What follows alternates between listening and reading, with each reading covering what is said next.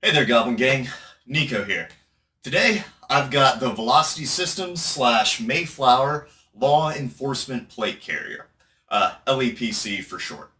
This particular one is obviously in multicam. It's their small slash medium size and has their CBN1 Delta cummerbund, low profile elastic with dividers. I bought this used like new from a viewer. Thanks, Trumpeteer. Cover other available options for it later. Now, you may be aware that YouTube has been changing things for gun YouTubers, and of course, for the worse.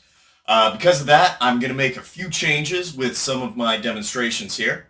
That said, if you've seen my videos before, I am pretty long-winded, so there are timestamps in the description to jump around to different points, and there's a table of contents up on screen now. If this has been helpful to you, please do like and subscribe, share it with someone who may be interested, and if you really want to feed the algorithm, leave a comment. Also, the patch store is back open. Go check it out at goblindynamics.com. As always, there will be a link in the description to a Twitter thread that has links to everything I'm using or mentioning here. This carrier has two companies' names on it. Mayflower Research and Consulting was founded back in 2005 and is probably best known for their assault plate carrier, the APC, and their chest rigs. Velocity Systems was founded in 2007 and is best known for their Swift Clip system, which is these guys right here, that the current modern gear market is effectively based on. Honestly, I don't know if they were the first, but they were the first to stick a cool name on it and get it trademarked, so close enough. Anyway, in 2014, Velocity Systems acquired Mayflower. Do note that they've been working together very closely since Velocity was founded. And Velocity was already the OEM for Mayflower's products, and currently produces Mayflower's legacy products, as well as developing new kit with the original designer of Mayflower under that brand name. In other words, Mayflower was peak early GWatt cool guy stuff that wasn't Cry, LBT, and maybe we can throw in Eagle there too. Since I was active from 2009 to 2014, this is some very special nostalgia for me. And in a more historical sense, this is from the genesis of the modern tactical gear industry. And of course, I'm going to go into that some more. The LEPC is a direct evolution of the APC. Now, if you know my thoughts, that doesn't necessarily mean it's outright better, but it is definitely a more modern version. And I'd argue that for most people currently buying tactical gear with their own money, the LEPC is probably going to be a better choice than the APC. That said, it is worth pointing out that Velocity Systems offers several pick and mix modular configuration combos of the LEPC and the APC if you've got some really specific desires. And honestly, I think some of them are pretty cool. I don't have exact release dates, but by my research and memory, the APC was released in late 2010 and the LEPC was released about the same time that Velocity Systems and Mayflower merged, so 2014, 2015. I'm not going to go too deep into the APC. I don't have one here, obviously. Although I may come back for a nostalgia carrier comparison. But it is definitely the starting point for this guy. So the APC is an older design, pretty typical of the carriers of the time with full-on MOLLE. But it is one of those early ones that had the full Velcro modular cummerbund that has become so prevalent these days. The LEPC, however, was very specifically designed and intended for the law enforcement market. So let's step back in time to 2015. It's only 8 years ago now, but with how quickly the tactical gear market evolves, it's a completely different era at this point. It was also a pretty important time for a couple of different threads here. It's 14 years into the GWAT. Two different presidents have announced that the GWAT is over and won. The Pentagon's 1033 program break sale has been going great. Cops are getting more militarized. And the Ferguson clusterfuck, can I say that? I'm not actually monetized, so I'm pretty sure I can say that, is almost top of mind. Now, politics aside, law enforcement organizations were looking for improved body armor, and some had budgets that were generally limited, and a lot of individual officers had to pay for their own gear out of pocket. So that's the environment that the LEPC is releasing into. At the same time, Velocity System's Swift Clip system was getting popular, so that is a core component of this carrier. And it's not notable now, but at the time it really was. Now, I'm going to stop rambling about context, and let's actually take a look at this carrier. The LEPC is available in multicam like I have here, black, coyote brown, and ranger green. So in other words, just the normal colors. There's two sizes, small, medium, and large, extra large. As mentioned again, I have the small/medium one. The small, medium one is probably the one most people will be going for. It is intended for sappy small, sappy medium, or 10 by 12 plates. And according to Velocity Systems, it should fit any of them up to 1.2 inches thick. Unsurprisingly, these HESCO 3810s, which are sappy medium, fit great. And the RMA 1155 multi-curves also fit great. It does this by, unlike many newer carriers, having multiple layers of stuff holding the plates in. Much like the 6094, there is a plate lifter strap. See it? This guy right here. That lets you shove the plate up as far as possible. There's also an additional flap to close the bottom separately, which is very familiar. It's this piece right here, which is familiar to most people with modern plate carriers, but feels a little pointless because, frankly, the plate lifter hooks into the rear of the bag, so you can't really shove a larger soft plate backer behind the plate.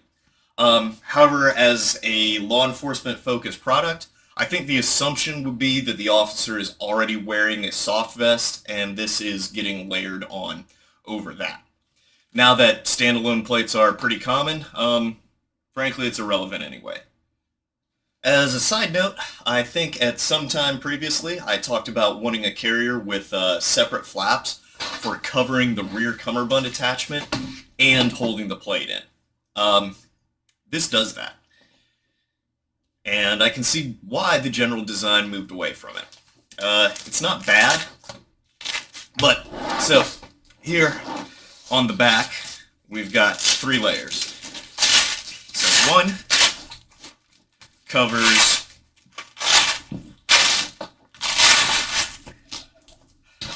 the rear cummerbund attachment segment. One closes the bottom of the bag. And then you have the plate lifter strap, which actually holds the plate in. There's a lot of extra bulk and layers, and honestly, looking at it now, there's no real benefit, especially again with the plate lifter doing most of the real work. But at the same time, it's not actually a negative but it's definitely not a feature I'd carry forward if I were designing the next version. Okay, so let's take a look at how these different plates fit. As I just said, the back is kind of a pain to put everything into, so we're going to be working entirely on the front before this falls off. Now, I already mentioned two sets of the plates. The ESCO 3810s for Sappy Medium, RMA 1155 MCs for 10 by 12. And then we're going to use my homebrew dummies for Sappy Small. These are right at about an inch thick total. Take that with a grain of salt. And then at the end, we're going to have a special guest star plate. Now, if you've been watching for a while, you might remember that previously I have chalked out marks on a plate to show the different sizes. But the chalk doesn't show up well on the multicam, and I'm going to be doing so many different ones that it's not going to work that well.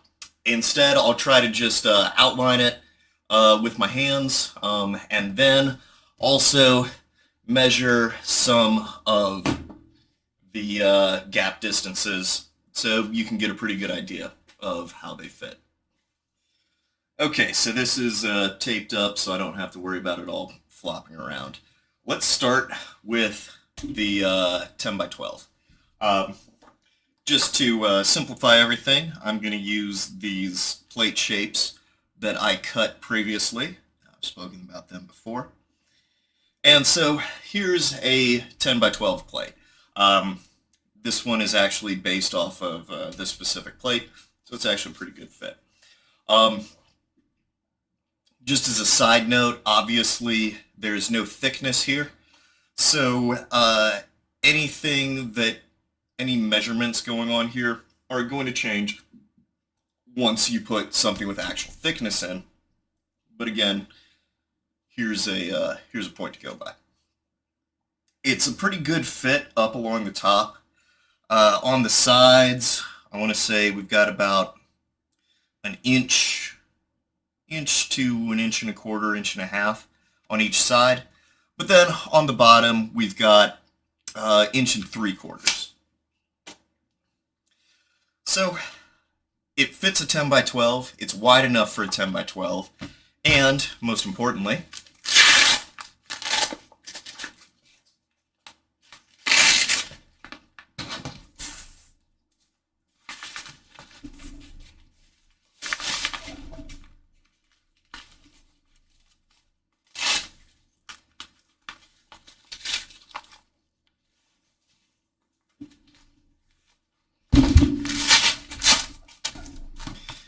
it handily fits the 10 by 12 and holds it very securely because, again, the plate lifter. So with that here, I'm feeling, the corners about here and here, all the way up at the top, and then the bottom of the plate is right here. So from here to here. So get this, let's remeasure that. And yeah, it looks like it is about an inch and a half. So a 1/4 inch less floppiness at the bottom. So it's a good fit. This will take the standard inexpensive civilian plate, and honestly, for most people, that's what you need to know. Compared to a 10 by 12 plate, Sappy Medium is slightly narrower and slightly longer, half an inch either way. So when we get it lined up, that shows pretty clearly. The around the edges, it's got a bit more space, right at about an inch and a half. Let me line that. Oops. And at the bottom, about an inch and a quarter. So exactly the kind of measurements you'd be expecting. Setting that aside.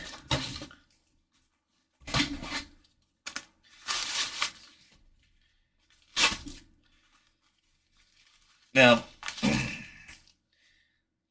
again, the plate lifter is holding it in there quite well, and you can already feel, or at least I can already feel, that it is a somewhat better fit vertically, but there's a lot more space here at the sides.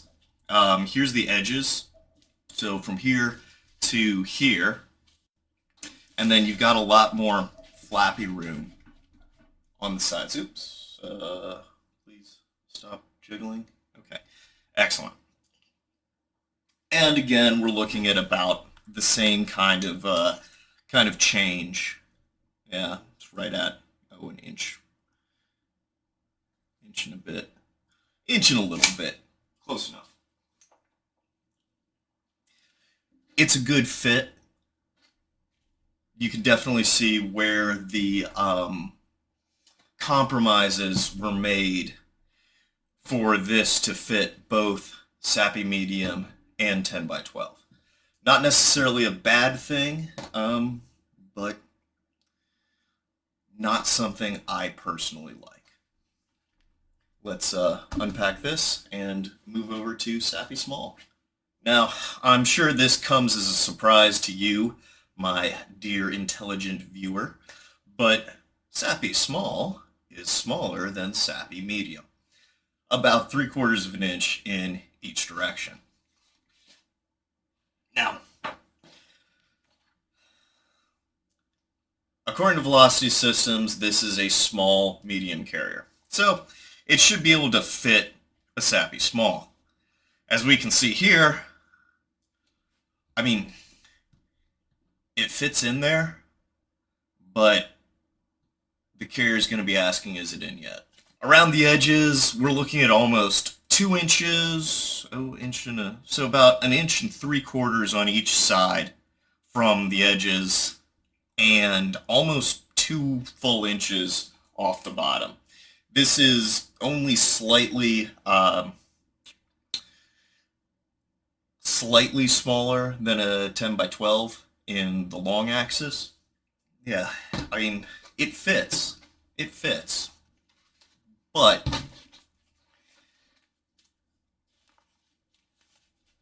it's going to be swimming. So, using my dummy plates here, shove them in, get them in, use the plate lifter, hold it up,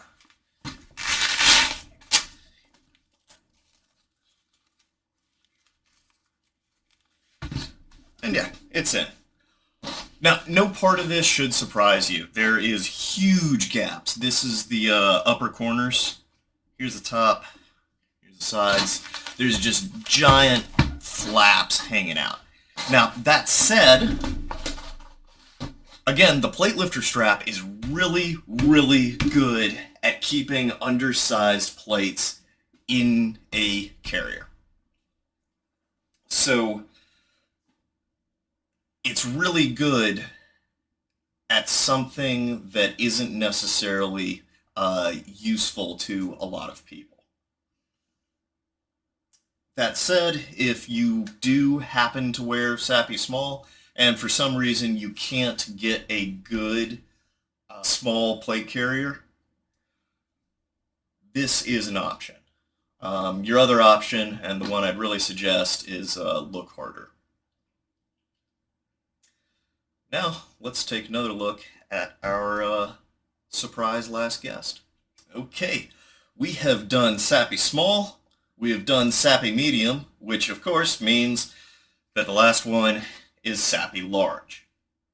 Compared to Sappy Medium, Sappy Large is only a little bit thicker or wider in the long and the short axis, but has about 3/4 of an inch longer on the long axis.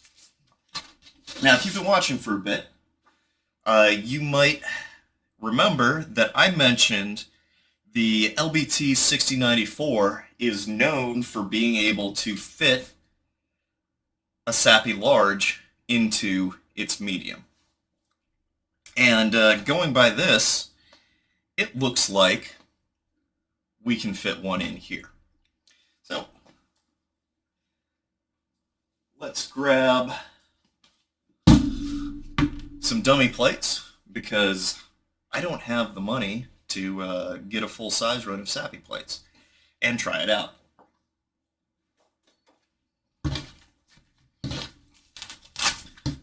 So, just like last time, get it up here.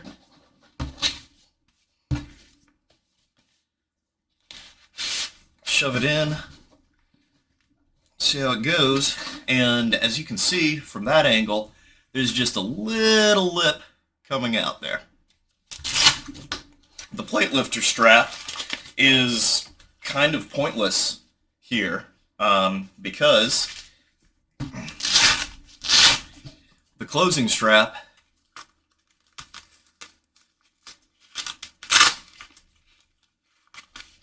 fits it in just right. As you can see, we've got a little bit poking out at the corners.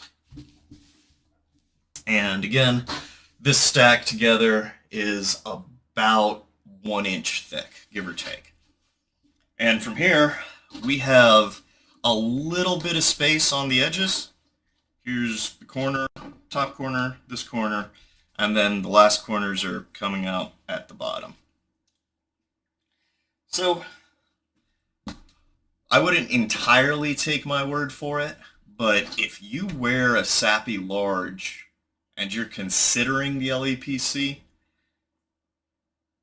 you might want to go for the small medium instead. And again, this is one of my complaints about these multi-size fitting plate carriers. They just,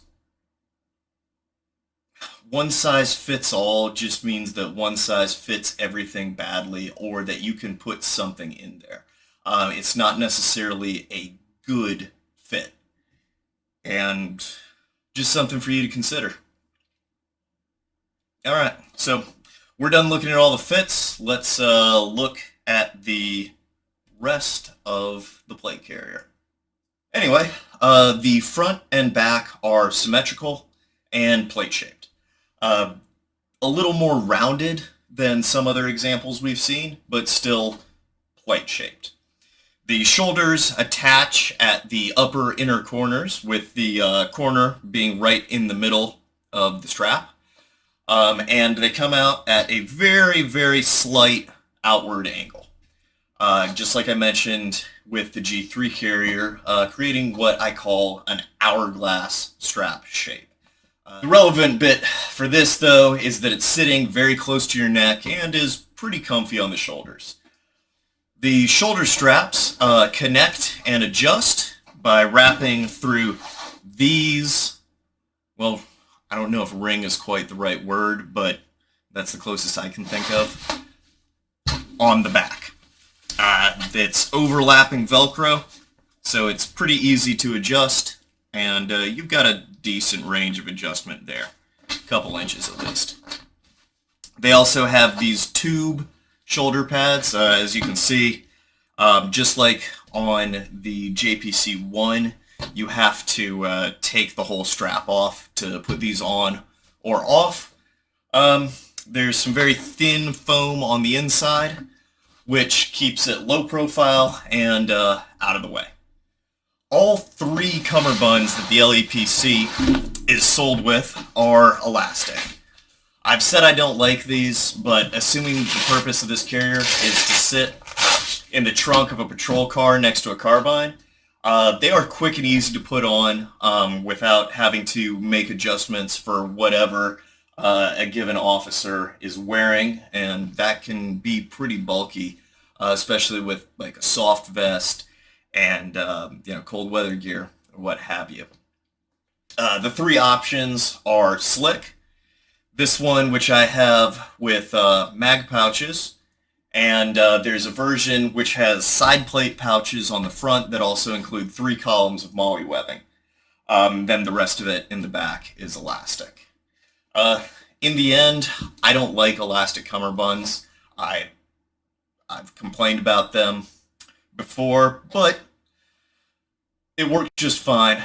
Good enough. Just one warning, you do have to purchase the carrier with a cummerbund. So unfortunately, you can't try to save some money there by getting it without the cummerbund to use an aftermarket one. So just something to be aware of. Like many plate carriers of its era, the LEPC has a drag handle here. I'm not cutting this open, but it feels like 2 pieces of 550 cord stitched into some tubular webbing. And if I get copyright struck by Velocity Systems, it's because I just shared their trade secrets. That said, it's nice, low profile, easy to get your hand up under, good grip, feels really solid. You can feel the webbing is stitched in real nice here and goes all the way down to about here. So, nice and solid connection. Now, unlike many other plate carriers of its era, though now nearly standard to the point like I have to point this out that this was a big deal at the time, the LEPC has 2 Velcro loop fields on the front. So this one, and then again, now standard placard panel, which works with the Swift clips to mount a placard. The back also has your ID panel here, and then this section of MOLLE is 7 wide and 3 tall. Again, on the small medium one, the large extra large might be bigger. Just for another detail, the front also has 2 kangaroo pouches. One on the front, here, on the top, and it goes down to right about here. It's probably more for admin stuff. And then another one here behind this, behind the placard panel. You could probably get a kangaroo insert in there, although depending on how everything's set up, that might render it very difficult to use a placard. So, enough talking about this on the table. Let's go put this on. Okay, I'm now in my usual bullshit with the slight adjustment of I now have the Gen 3 or Summer AEM hoodie, which I'm going to talk about in some more detail in a video in the near future. Again, as I've mentioned in my testing video, I've spent a pretty decent amount of time wearing this and got a pretty good feel for how it is. For your reference, I am wearing the small medium version of this, and I am about 5'7", 5'8", and weigh 150 pounds, with about 10 pounds of that being just beer gut from being at Fort Living Room in the first Civ Div. But for feel on this, it sits pretty well. I like it, mostly. I've already complained about not having perfect fit for the plates, but they sit solidly. My sacral notch is right here. The top of the plate is right here. So only about an inch, certainly less than 2 inches separation. And in the back, the base of my neck is right about here. Top of the plate right about here. Same deal with about an inch of separation. Not perfectly ideal, but there are very few plate carriers that really are, so it's sitting right where you can expect it to be. I have here my my belt, and I can easily reach the pistol magazines, which I line up in the front, so they do end up under the plate with a bit of a rock out. The side have easy access to my belt magazine, although depending on exactly where I end up placing the belt, it can sometimes engage here, as you can imagine. For everything I complain about elastic cummerbunds, one great thing about them is that they leave your sides like completely clear. Like I can bring it all the way in here, but that also means I can have easy draw, nothing blocking my way. So all in all, it's a pretty good fit, and this one does depend again on you and whatever placards you have. But with my typical STAC placard, the magazines are right where I want them. So let's just take a look so you can see all around.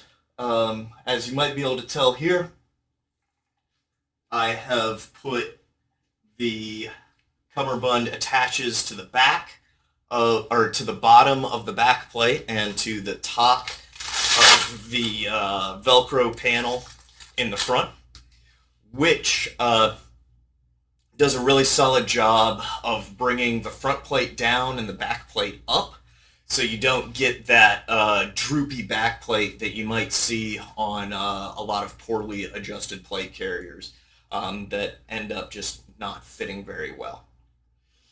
So, all in all, look, it's pretty good fit. There's nice arm mobility. Shoulders are in a comfy place.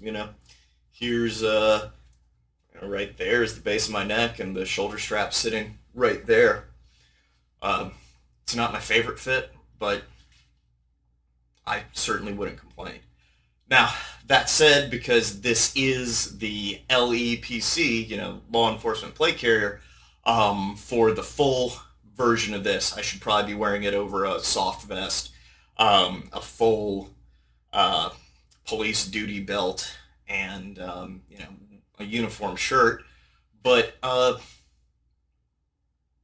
can't be asked to LARP as a beat cop, and probably neither can you. And if you are a beat cop, you are most likely assigned one of these. And let me tell you, you could certainly be assigned worse. Anyway, that's all my subjective rambling. So I'm going to go grab the shirt, and we'll take a look at how that gets marked up. All right, so I got this shirt marked up. My comparison carrier this time is the LBT 6094 because it's one of my favorite carriers, and I've talked about it enough. I feel that that's a good comparison point. Here, the LEPC is in red, 6094 is in green. Let's get a closer look. As you can see here, there is a little bit of a difference on the neck. The 6094 fits a little bit higher than the LEPC did. That said, I want to say the plate was pretty similar in where it actually ended up sitting, just because of the differences in extra bulk around the plate itself. The shoulders are very, very close.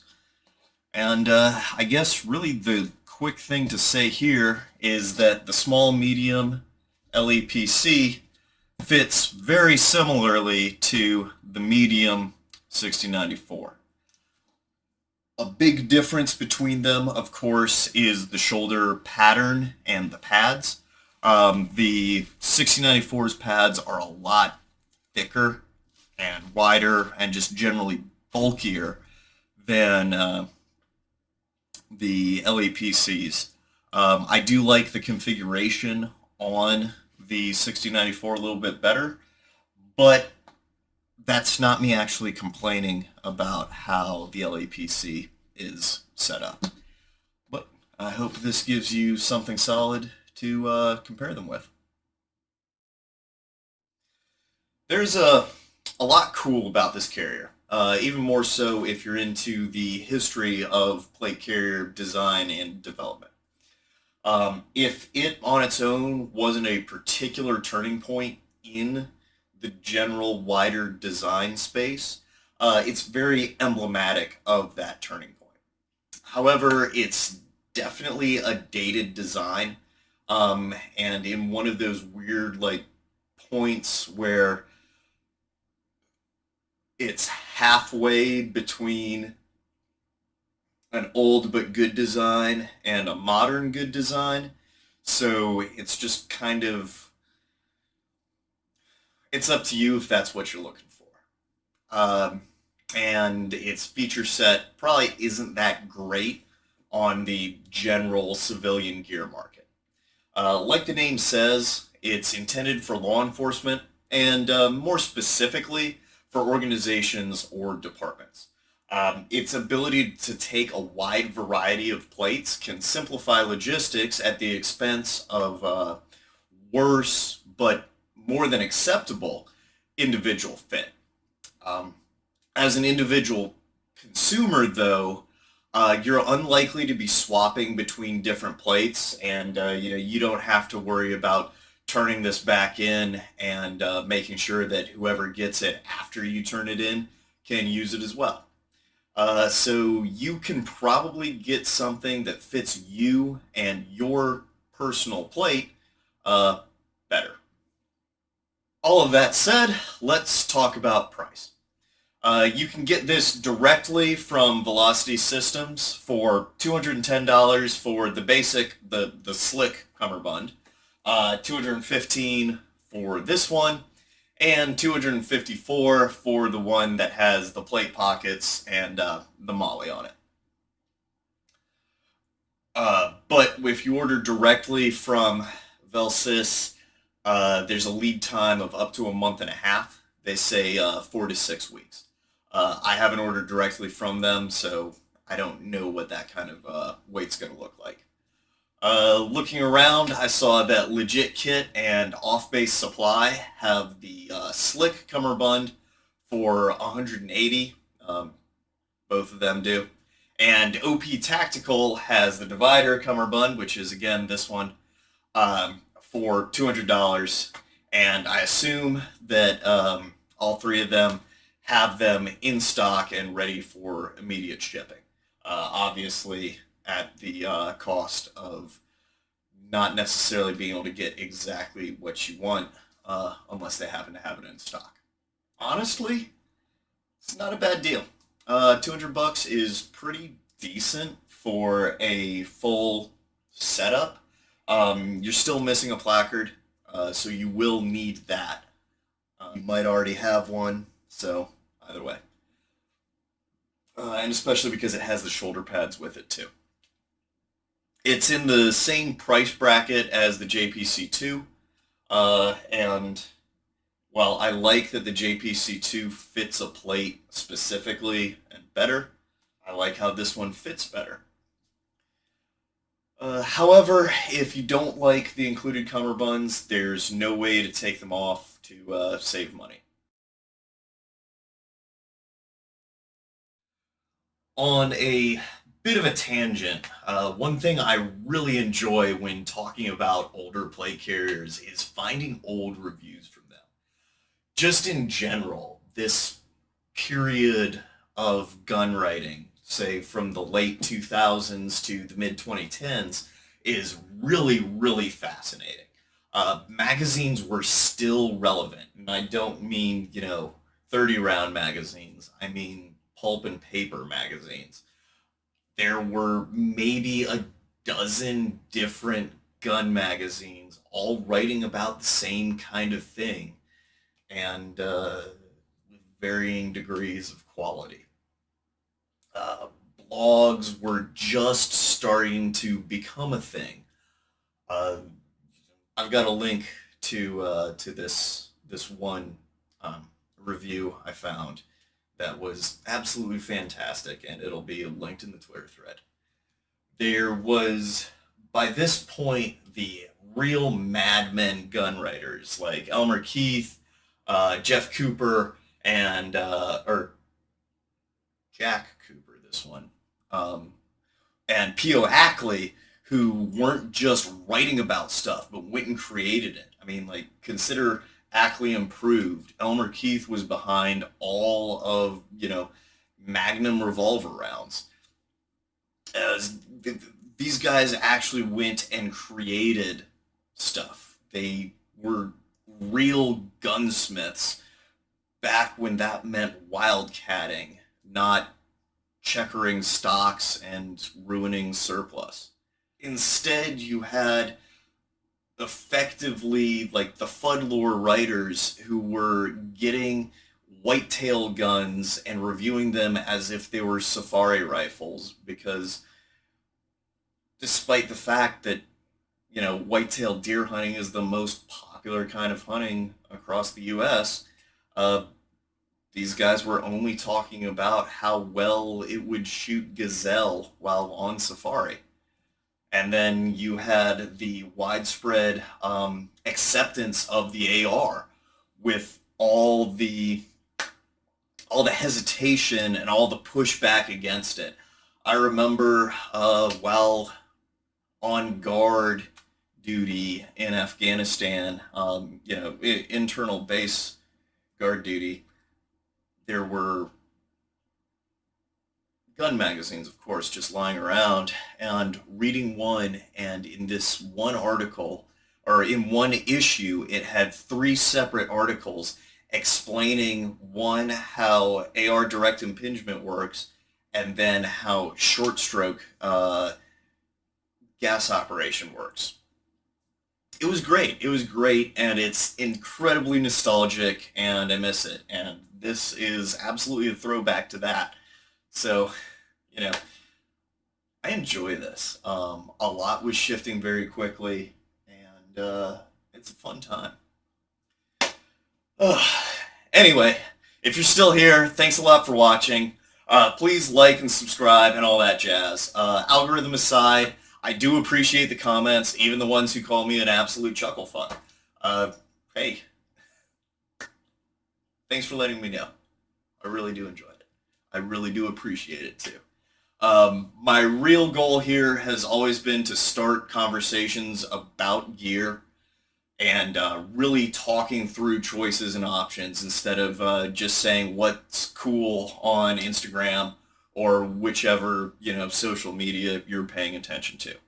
If you really want to support the channel, please do check out the Goblin Dynamics store.